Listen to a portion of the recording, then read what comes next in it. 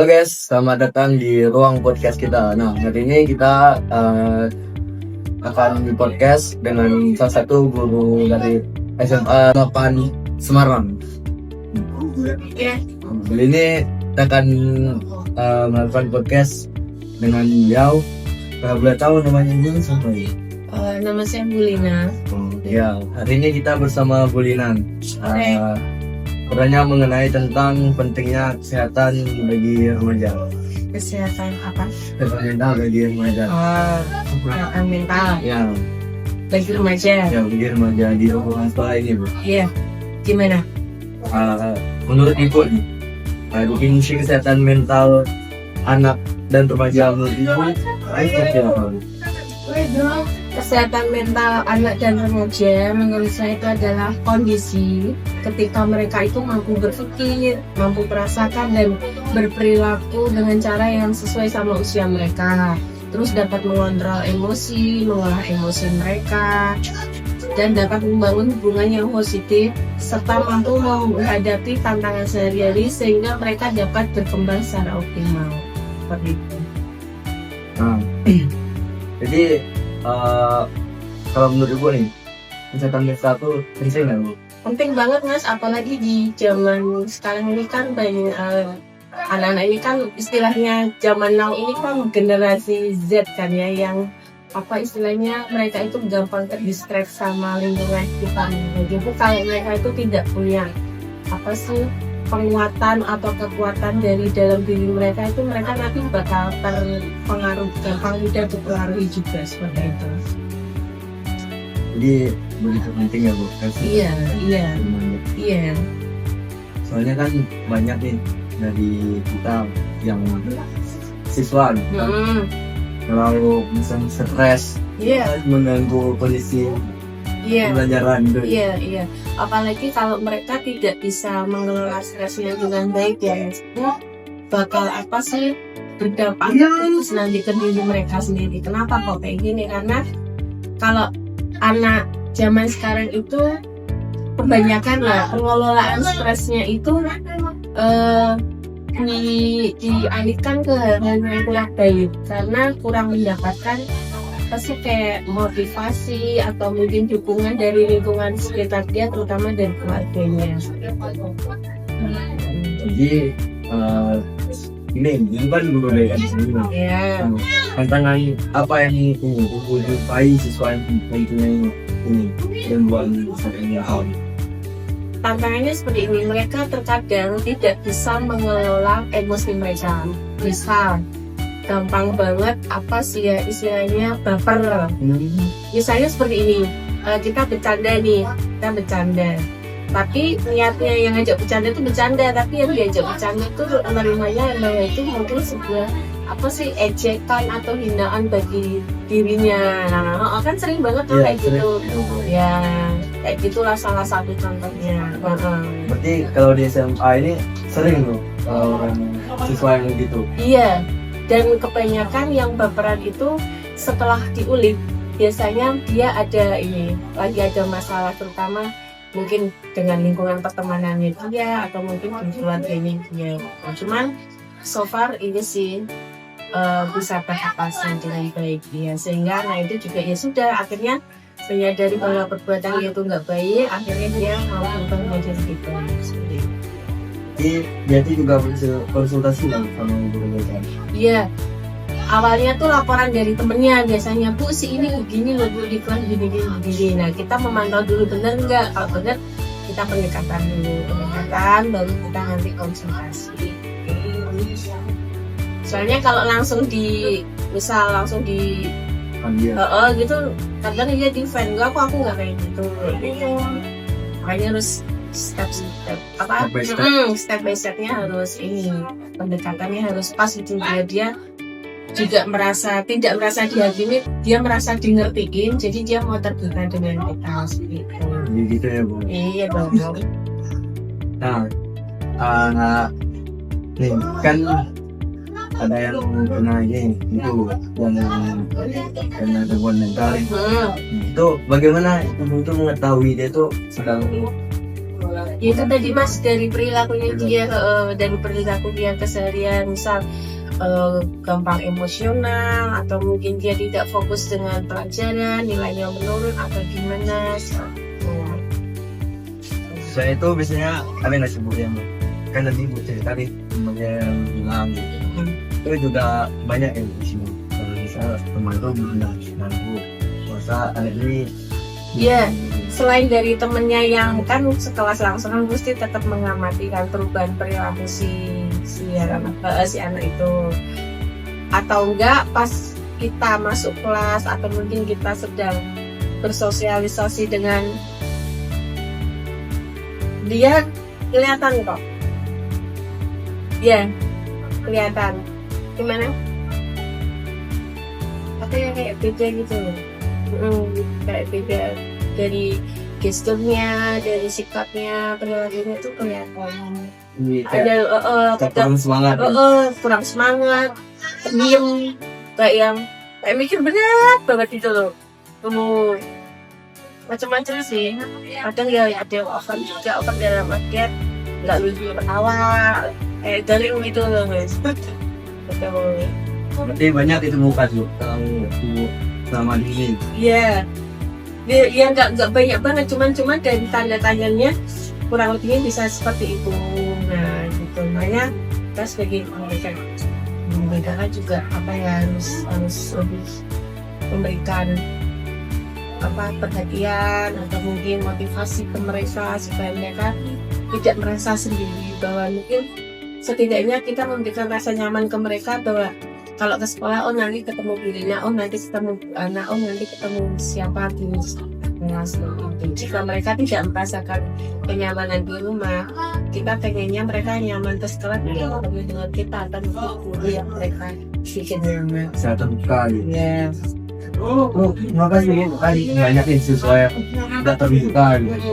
Itu juga kamu. Karena mereka merasa kalau gini kan akan ada istilah atau itu tidak kenal orang tidak sayang ya, karena stigmanya mungkin mereka BPK kayak gini. Padahal kalau mereka itu bisa terbuka ke kita pun bakal lebih terbuka ke mereka.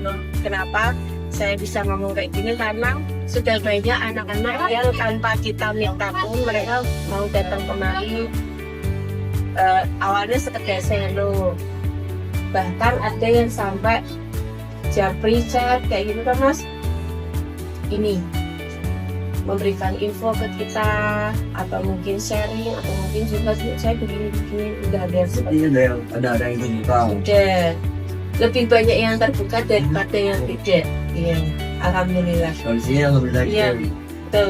Banyak kan banyak nih, misalnya di SMA nah itu nggak terbuka sebelum gini.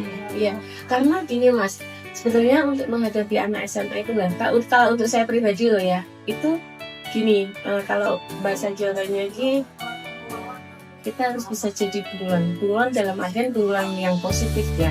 Misal kalau sedang berhadapan dengan siswa itu, kita memposisikan diri ya sebagai ibu, sebagai teman, sahabat, pokoknya bikin mereka nyaman gitu.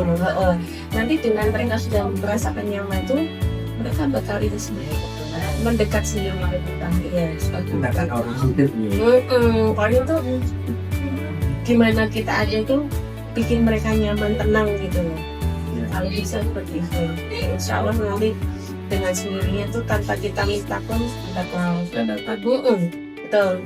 Beneran besok di praktek deh kalau nggak percaya. Pasti apa seperti itu. Jadi sini siswanya udah sesuai komunitas sama siswa. Iya, so far iya. Iya. Alhamdulillah. Menurut Ibu nih, faktor utama dari gangguan mental tuh dalam bagi remaja itu ya masih lebih ke krisis pada diri dia sendiri ya. Mereka mungkin gampang, mereka tidak punya pendirian yang tetap bahwa aku bisa, aku yakin gitu tuh kurang kuat gitu loh Mas. Jadi mereka tuh lebih terpengaruh oleh terutama oleh teman-teman lingkungan sekitar mereka yang seperti itu, dan kurang bisa mengelola emosi dengan baik sih. Makanya seringnya terjadi itu gangguan kesehatan mentalnya itu ya. Ini eksis pribadi. Iya, dari dirinya dia, Mama. Iya. Oke, kan guru BK nih, bagaimana cara ibu mengeluarkan kegelisahan dari siswa tersebut? Kita berikan ini aja Mas, penguatan ke dia bahwa sebenarnya dia tuh bisa keluar dari ketidaknyamanannya itu asalkan dia punya niatan pengen keluar dari zona nggak nyamannya itu.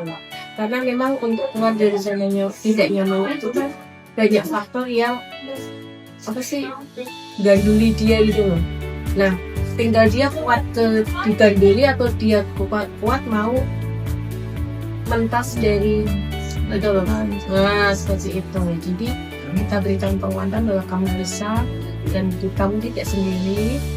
Ada kita, ada guru kita, Bulina, dan guru-guru lain juga yang siap untuk membantu kamu.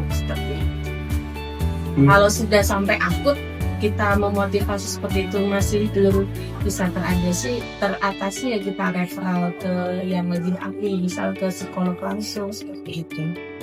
Jadi selama di guru BK udah ada penanganan khasnya? Saya sejauh ini belum pernah mereferral kemana-mana. Alhamdulillah sampai di kita selesai. Jadi teratasi. itu banyaknya kelas berapa juga?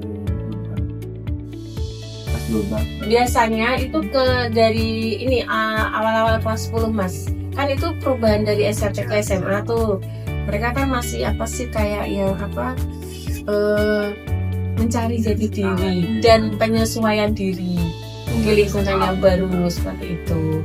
Kalau biasanya kelas 10, kalau di kelas 12 biasanya ini siapa mau masuk ujian, kuliah seperti itu, mereka kan biasanya kayak gitu parno gitu loh, jadi parno seperti itu. Karena ya itu tadi tidak ya kayak belum mempunyai ketetapan nanti aku bakal begini, ini bakal begini. Makanya saya ke kelas 12 itu ngomong ke mereka, tolong kalau memang kamu bingung mau kemana, kamu datang ke ruang kita, konsul saya seperti itu.